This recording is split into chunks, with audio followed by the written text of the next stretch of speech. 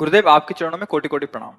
गुरुदेव, क्या पति की कमाई हुई धनराशि को उनसे पूछे या बताए बिना श्री जी की आज्ञा समझकर किसी जरूरतमंद या संत सेवा में देना गलत है? जय श्री कृष्णा मित्रों, आपका स्वागत है हमारी YouTube चैनल जोगी टॉक्स पर। हमारी चैनल पर श्री हित प्रेमानंद महाराज जी के ज्ञान प्रवचन के कुछ अंश प्रस्तुत करते हैं।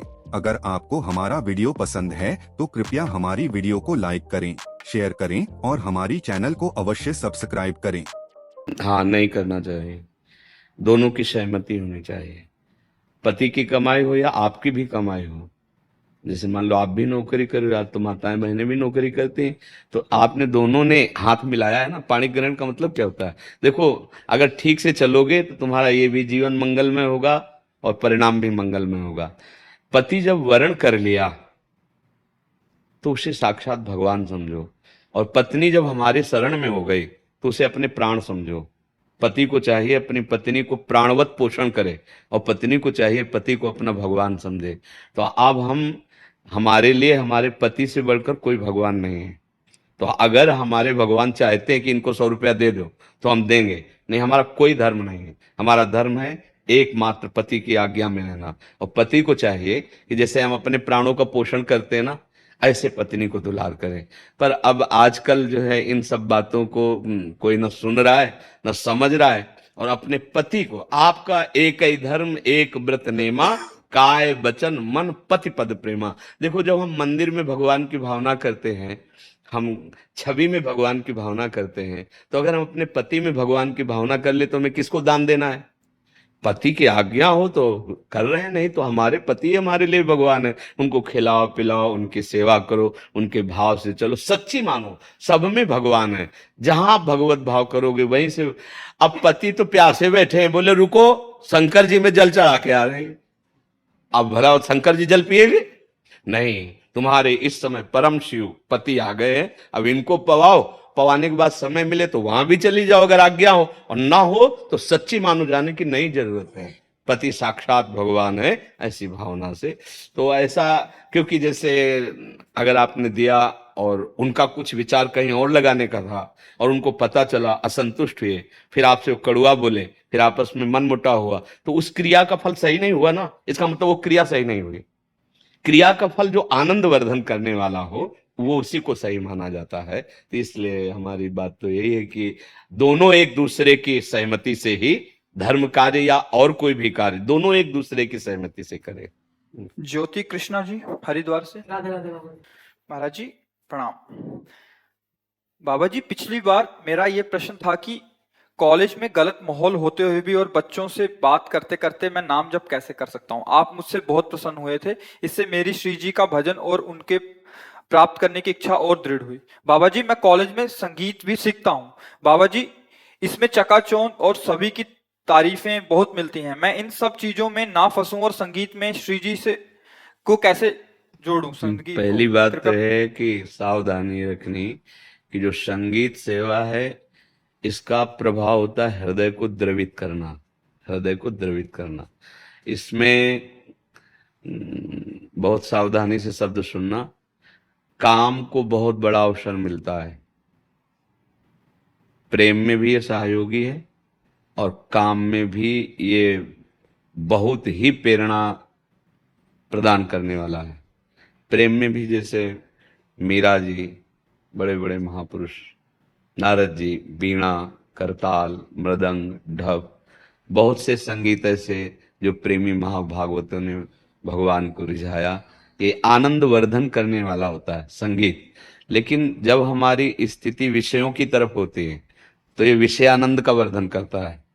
इससे विषय भोग की प्रवृत्ति बढ़ती है, विषय भोग का आकर्षण होता है, और वो विषय आप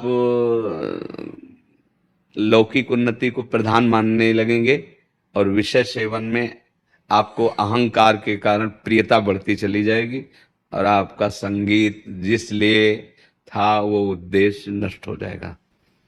चार लोग वाहवाही करके, प्रशंसा करके आपके अहंकार को पुष्ट कर सकते हैं, तो उससे आपको क्या मिलेगा? हृदय असंतुष्ट है और बाहर से लोग वाहवाही कर रहे हैं, तो फायदा क्या हुआ? हृदय में हमारे जलन पैदा हो रही, पेट बहुत भूखा, बाहर से लोग कह रहे बहुत बड़ा आदमी 56 भोग पा के आ रहा है, उससे हमें क्या होगा?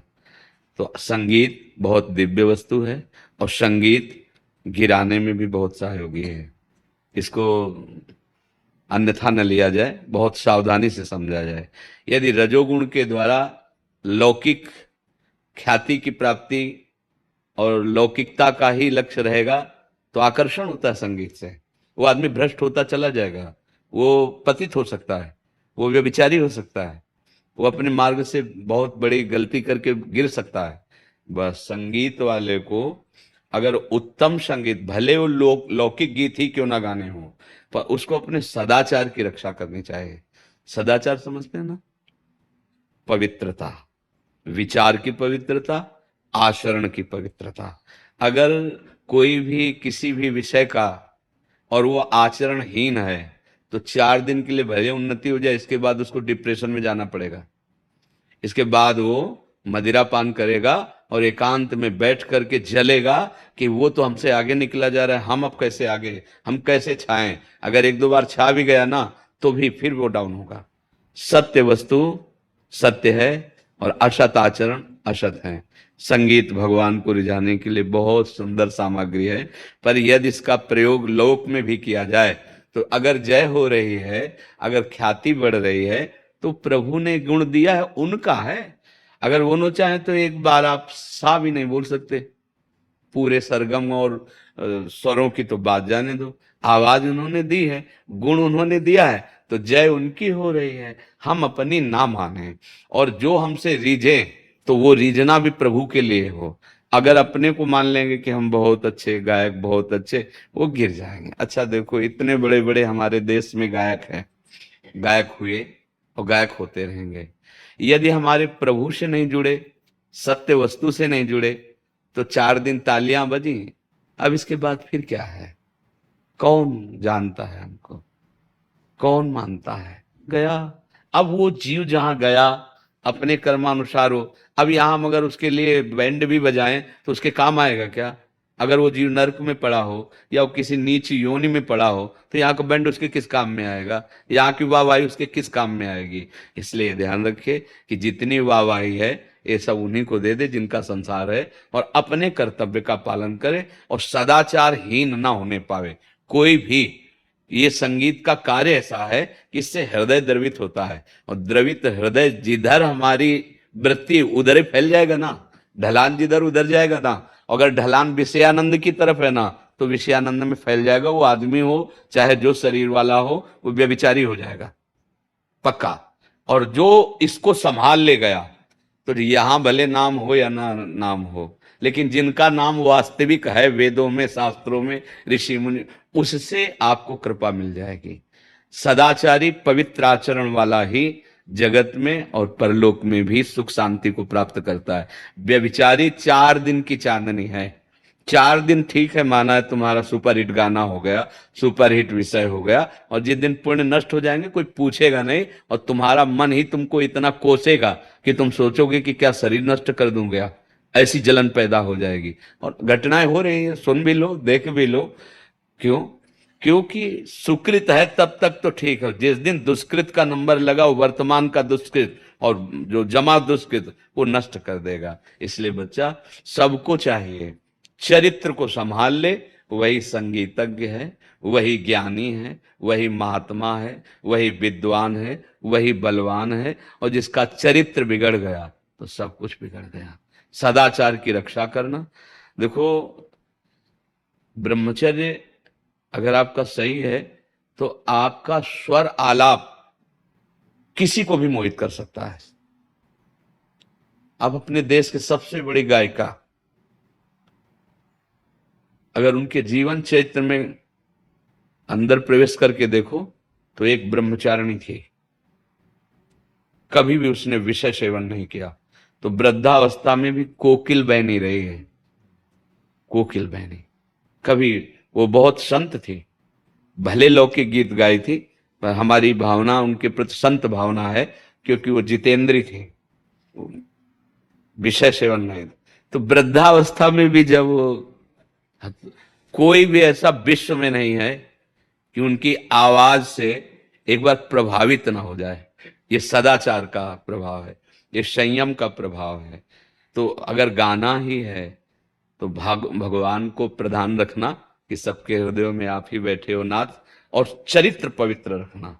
जो चरित्रहीन होता है वो कितना भी यश प्राप्त कर ले, बाद में उसको तुम देख लेना, जाते जाते तो आप देख ही लेना, क्योंकि अब जाएगा तो उसकी बिगड़ी जो की है ना वो उसको भोगने को मिलेगी ना, तो जाते जाते तो उसकी हालत खराब हो ही जाएगी। अभी 4 दिन की चांदनी भले हो। बेविचारी, अपवित्र आचरण करने वाला, अपवित्र नशे करने वाला न यहाँ सुखी रहता है न वहां सुखी रहता है।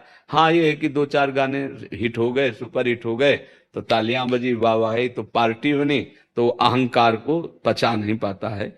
तो ऐसे नहीं, अगर किसी भी मार्ग में चले, कोई भी हो, तुम्हारा प्रश्न तो पूरे देशवासी भी सुन सकते हैं ना, तो कोई भी हो, अपने चरित्र को पावन रखते हुए अपने अपने विषय में पूर्ण कर्तव्य का पालन करे तो वो जय को प्राप्त होगा। यहां भले वाहवाही ना हो, लेकिन हमारे भगवान उसे प्यार करेंगे, और जिस पर भगवान की कृपा होती है ना, हाँ उसको कुछ दुर्लभ नहीं रहता। जहां पर कृपा राम की हुई ता पर कृपा करे सबको। हाँ भगवान, आचरण पवित्र होना चाहिए बच्चा। और आज हमारा समय, समाज आचरण विहीनता में ज्यादा जा रहा है। आचरण विहीन हम होते चले जा रहे हैं। चाहे कोई भी किसी भी कला में प्रवीणता प्राप्त करे तो उसका फल समझता है आचरण विहीन हो जाना, ये इससे पतन हो जाएगा। संयम से रहो। अगर गृहस्थी में भी तो अपने एक संयम व्रत, तो किसी भी मार्ग में जाओगे, भले तुम्हारी यहाँ ज्यादा उन्नति ना हो, लेकिन वो भगवान की प्रसन्नता का हेतु बन जाएगा। हमें तो जाना ही है, हम सबको जाना है, आज नहीं तो कल जाना है। जाना है तो हमें जहां जाना है, हमको प्रधान बात वहां की रखनी है कि वो प्रसन्न हो जाए, जिसलिए हम आए हैं यहाँ वो कार्य हो जाए। तो अगर संगीत भी है या क्रीड़ा भी है, कोई भी क्रीड़ा है, कोई भी खेल है, हम तो उसको भी सपोर्ट करते हैं। मानो कोई खिलाड़ी है और वो भारत को विजय दिलाता है, वो जीता, सुयश उसका हो रहा है, धन उसको मिलेगा, पर साथ में हमारा देश जुड़ा कि भारत का खिलाड़ी अमुक अमुक जीता। अब उसको पचा जाना तो, पर मुश्किल पचा पाते हैं, वो फैल जाते हैं, उस आम को पचा नहीं पाते, तो धीरे धीरे फिर जो लौकिक उन्नति मिली है उनको विलासिता में फंसा देती, तो मानव जीवन को जो लक्ष्य है वो चला जाता है। अब उसको सब भोग विलास मिल गए, समझ रहा मैं पूर्ण हूं, कितने दिन ये सब छूटेगा तेरा। सत्य वस्तु को प्राप्त करना ही मानव जीवन का परम लक्ष्य है। समझ रहे आप? पिंटू कुमार जी बिहार से। राधे राधे महाराज जी। महाराज जी, भजन योग और वैराग्य योग में क्या अंतर है? इन दोनों में सबसे उत्तम कौन सा है? अभी पहले नाम जप करो बच्चा, अभी तो बहुत बच्चा हो, अभी किसी योग की बात नहीं सोचो। अभी पढ़ रहे हो है? हाँ, माता पिता के रोज चरण छूते हो? पिता है, माता है। चलो, पिता के पैर रोज छूते हो? तो कभी कभी आते हैं। तो कौन सा योग प्राप्त करना चाहते हो? पहले हमको चाहिए कि हम मनुष्य योग में तो आवे। ये तो भागवतिक योग हैं, जो हमारे पिता भगवत स्वरूप हैं। सबको चाहिए कि जब तक माता पिता का सानिध्य प्राप्त है तो अपने माता पिता को साक्षात भगवान समझें, माथा रखकर प्रणाम करें। हमारे भगवान प्रणाम करते थे, प्रातः काल उठ के रघुनाथा, मात पिता गुरु नामे माथा। पहले माता पिता को प्रणाम, धरती माता को प्रणाम, फिर कुछ मिनट बैठकर भगवान का नाम स्मरण किया, फिर इसके बाद शौच, स्नान, व्यायाम, प्राणायाम, अपनी फिर पढ़ाई, दिनचर्या। अभी पहले इस योग में चलो।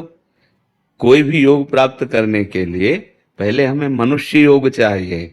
हम अभी आसुरी योग को प्राप्त हो रहे हैं, हमारी बुद्धि जो है आसुरी प्रकृति की तरफ आकर्षित हो रही है। आसुरी प्रकृति कहते हैं, आसु कहते हैं प्राणों को, जो अपने ही प्राणों को सुख देने की लालसा से दूसरे के प्राणों को दुख पहुंचाता रहता है, उसे आसुरी वृत्ति कहते हैं। तो पहले हम दैवी संपदा में आवे, फिर हम भागवतिक स्वरूप की तरफ आगे बढ़े। तो जैसा हम कह रहे पहले वैसे चलो, फिर अगली बार आना, आप जिस योग के विषय में पूछोगे भगवत प्रेरणा से जो बात आए वो समझ लेना। क्योंकि अभी एक बार सनकादि से महाराज निमि ने पूछा था, तो मौन हो गए थे, उत्तर नहीं दिया था। तो जब नव योगेश्वरों से प्रश्न किया तो कहा कि वो मौन क्यों हो गए थे? बोले तुम अधिकारी नहीं थे इसलिए मौन हो गए थे। तो अभी योग का अधिकार, अभी नाम जप करो, अच्छे आचरण करो, गंदे बच्चों का संग न करो, गंदी कोई बात, कोई हरकत जीवन में ना आने पावे, ठीक है? हाँ, अभी पढ़ाई में मन लगाओ, पढ़ाई भी भगवत भजन है, ऐसा थोड़ी है। जो ये सांसारिक विद्या है ये कोई निंदनीय नहीं है। अगर ये विद्या ना होती तो हम रामायण नहीं पढ़ पाते, हम भागवत नहीं पढ़ पाते, हम गीता जी नहीं पढ़ पाते। आध्यात्मिक विद्या में जो विद्या हमारा सहयोग कर रही है वो वंदनीय है। तो इस संसार की विद्या का दुरुपयोग न करे, अगर सदुपयोग करे तो भगवान से मिलाने वाली विद्या बन जाती है। बड़े बड़े संत महापुरुषों के वचन हैं, हम तभी पढ़ पाते हैं जब ककारा मात्रा का ज्ञान हुआ, तो वो विद्या आई ना काम में। तो इसलिए मन लगा के अभी पढ़ो, ठीक है। अगर आपको हमारा यह वीडियो पसंद है तो कृपया वीडियो को लाइक करें, कमेंट करें और हमारी चैनल को अवश्य सब्सक्राइब करें। जय श्री कृष्ण, राधे राधे।